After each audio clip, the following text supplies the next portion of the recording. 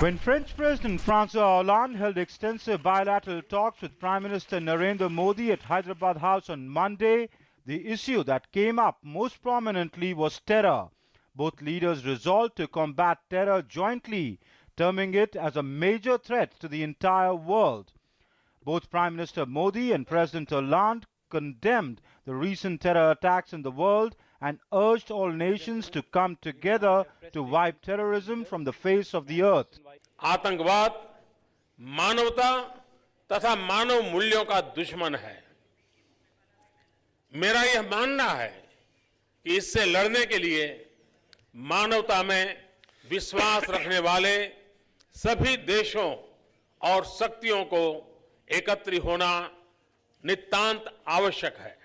President Hollande was equally outspoken against terror, which has claimed victims in Paris and other parts of France in recent times. Prime Minister Modi and myself have decided to strengthen our cooperation against terrorism. We've decided to strengthen our exchange of intelligence, to tackle yet further trafficking that is feeding terrorism. And we also decided a roadmap.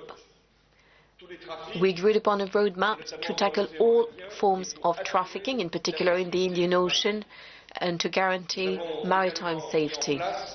The meeting between the two leaders also led the two nations to issue a joint statement on counter-terror when they condemned the recent attacks in Pathankot and Gurdaspur, reiterating their call to Pakistan to bring to justice the perpetrators of Pathankot and those who carried out the Mumbai 26/11 terror attacks. President Hollande commended India for stabilizing role in South Asia and its recent initiative to launch a comprehensive dialogue with Pakistan. Both leaders asked for a decisive action to be taken against Lashkar-e-Taiba, Jaish-e-Mohammed, Hizbul Mujahideen, the Haqqani network and other terror groups such as Al-Qaeda. Both agreed to step up bilateral cooperation as part of annual strategic dialogues and joint working group on counter-terror meetings. Both agreed to counter violent extremism and radicalization.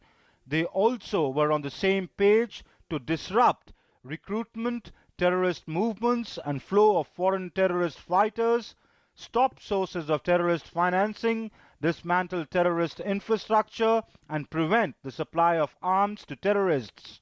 They also called for early conclusion of negotiations and adoption of the UN Comprehensive Convention on International Terrorism to establish an international legal framework to combat terror.